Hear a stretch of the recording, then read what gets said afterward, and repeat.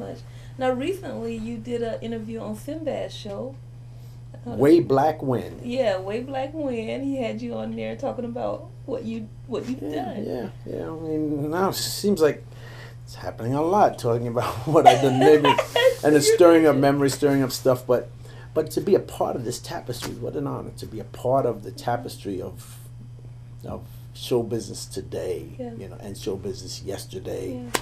For my time on the planet, my little segment, my little 51 years and counting. And to be able to sit down and talk about it and inspire and share and educate and support. Okay. Because that's what it's about. It's about giving people hope, and Yeah. there's hope. If I can do it, maybe somebody else can do it. And all we got to do is, keep the spiritual part in play as early as possible. Yeah. As Yeah. early as possible, That's because true. it's a comfort.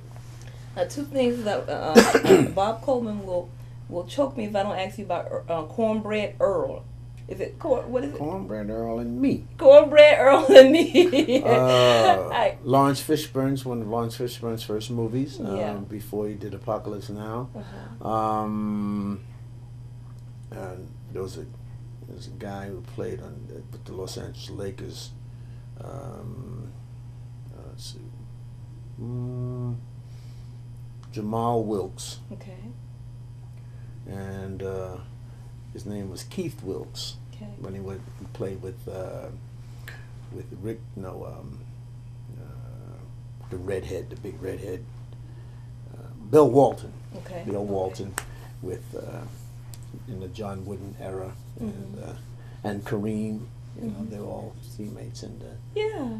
and he was in the film, and it was just so special to work on that. And I think I remember one of my lines was, "There'll be pie in the sky Pie. when you buy from one eye." Yeah. That's my character was a numbers runner who had like a patch. Right. So he was called One Eye. Yeah. So yeah. That's awesome. And what was it? It was another part. You come from a family, 11 kids. Your father was a Department of Sanitation, garbage man, New York. And now here you are, the legend, Antonio Fargas, known as Huggy Bear, but you also have a son who played 9 years? 8 years? 7 years. 7 years for the Oakland Raiders? Yeah.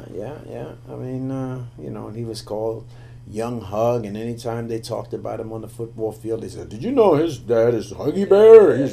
All the announcers, I guess they had it in their lines that they're supposed to say, but and I always told them, just be cool, Yeah.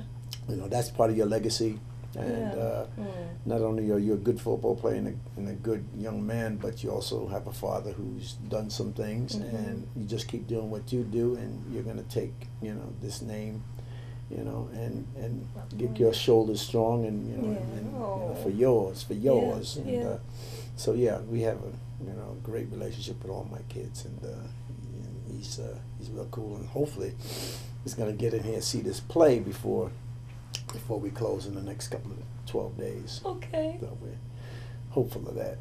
Yeah. Now, does he live in California? Or? Yeah. Okay. Yeah, he's California. Okay. Born in California and still lives there now, and In Chino? Actually in Sherman Oaks. Sherman Oaks. Okay. It's a big place. I'm not giving you the address. Oh, wow. I don't want your address. I just Sherman remember Oaks, reading. I'm trying to but remember. it's so crazy, and everybody already knows it. All you gotta do is plug in a name and somebody, and you can see their house. I looked at my own house on Google Maps. Yeah, You know what I mean? It's like zoom down. Yeah. One day I'm gonna say, when we take those pictures, I'm gonna go out and be waving by my little pool and say so I'll be on camera. Or when they drive by, sometimes you can put in the address and they'll have a picture of the front of your house too. Yeah. I mean, you can't hide. No You privacy. can't hide. There's no privacy, which is all right. If you have nothing to hide, you don't have to worry about it. Yeah. That's it. So now, Justin, that's your son's name, right? Justin Fargas. Now, was he kind of born to play football? Was he 3 years old and sitting in front of the NFL game on TV, telling everybody to be quiet? No, he was 3 years old and learning how to ride a bike without training wheels. Okay. Was playing soccer, and I thought he was going to be a soccer player going Okay. into high school, because he was playing club soccer when he got to high school, and I said, well, he's going to be the first black soccer player to really make it. And in his freshman year, he went and tried out for football and said, "This is what I want to do." Okay. But he was a skateboarder. He was a baseball player. He was a right-hander who batted from the left-hander who batted from the right side. Okay. Yeah. So he was sort of like ambidextrous. So he was like, yeah. And I thought he was going to play baseball. I wish he had played baseball sometimes because their contracts are guaranteed and it's not a brutal sport. But between baseball or soccer, I thought that's what he was going to be doing.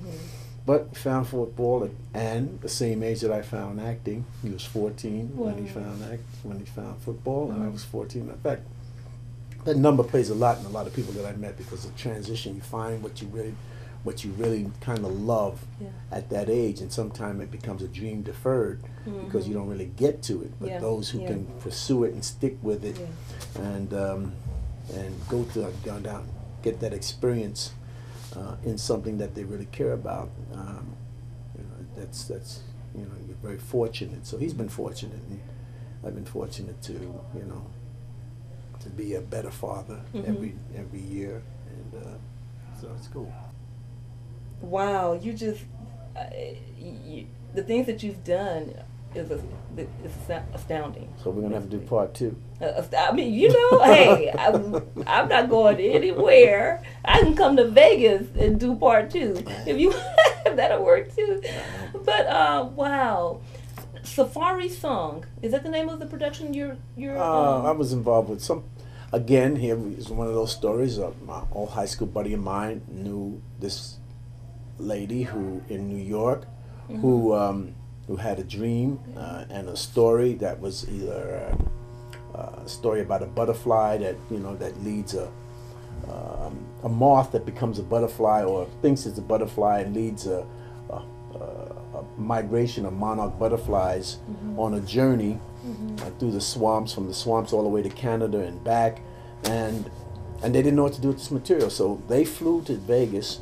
Her and her husband flew to Vegas and met with me, and I sort of guided them and gave them my strength, hope, and experience about how they should pursue the material, develop the material, and eventually they had a reading off Broadway in New York, and then a reading on Broadway of the play, and they're continuing to develop it, and even started a foundation, a literacy foundation, because when she would take the storybook of Safari Song and read it to kids, they got involved in finding out that a lot of kids couldn't read, so they came up with this literacy foundation through the Safari Song project, and I was part of that, and so it's just another one of those places where someone comes to me with something, and in fact the foundation or the concept of my production company is built around being able to facilitate and support and try to get people in the direction of what they need, and also to be honest with them about what I feel about the project from my experience, because sometimes people, sometimes you might have, a 5-foot person who thinks they want to be a fashion model because they're cute, and you got to be realistic, but at the same time you never say no. I never say never, but you got to be realistic about what your chances are, because getting a series is like hitting the lottery. Getting any job is like hitting the lottery, because it's not about what we choose, it's about who chooses us. And so I never say never, but I also say, what, maybe. In fact, one of the few times I've had people come up to me in LA, a guy came up to me in LA at a barber shop and said, I just want to thank you, Antonio, for what you did for me, because what you did for my sister, because when she came to LA with stars in her eyes about wanting to be an actress and all that, and you told her, to try something else, go and, do an education thing or whatever it was, and she did, and she's very happy, and everybody was very relieved, I guess, at home, that she wasn't going to get eaten up by the wolves out there, and there are wolves.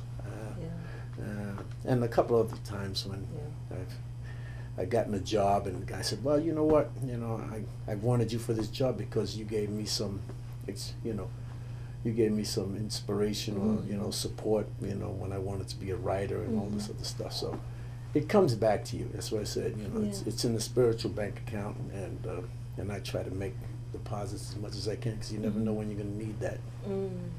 That's awesome. And I tell you what, you probably get some phone calls from St. Louis, because we're gonna make St. Louis the next Hollywood, right, guys? We're working hard. You have a great city. You have a great city here, hard. and great energy. Yeah. History, and a very, you know, I mean, sometimes when a community and a people are neglected, there's certain strengths. You know, before integration, you know, we had black communities that had a lot more vitality and strength because they were struggled together. So, you know, there's a lot of opportunity here for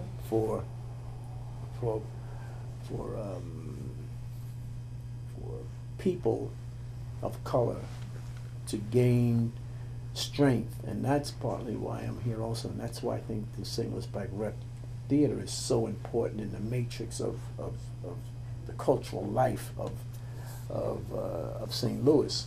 Yeah. And to get to meet you and to mention about Bob, very special cat who works on the radio here, and you know, and has a rich history himself, and Yeah.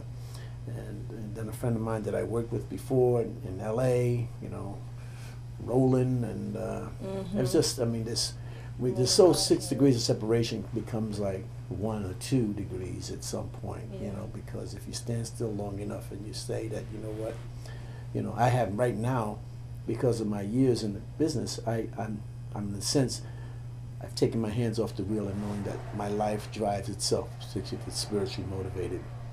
And I'm letting the game come to me. And, you know, if you stand still long enough, life will come to you. And you'll know what the next step to take is if you just be patient. It's hard to have that patience when you're young. And so I try to, you know, just say, let things develop. You know, sometimes out of your mistakes comes new life. Sometimes out of your mistakes comes, you know, success. So I don't want to cut off anybody's experience, but I do want to give them, you know, a hand if they ask for it. Yeah. Oh, that's awesome. That's awesome. Okay. Well, but so we're gonna say goodbye. As much as I hate to say goodbye, we're gonna say goodbye to the world, Antonio, and thank you from my heart. Can I come back? Of course you can come back. Okay. I hope to be doing another play next year at the Black Rep. So, if nothing else, until then, I certainly will look forward to, you know, seeing what happens in the year, and coming back and reporting back in and letting you know how things is going for me, and checking to see how things are going for you. Okay, I look forward to in your new studio. Yeah. Thank you, Antonio, My so pleasure. very much. My Thank pleasure. you. And we're going to say bye to the world. Bye, world.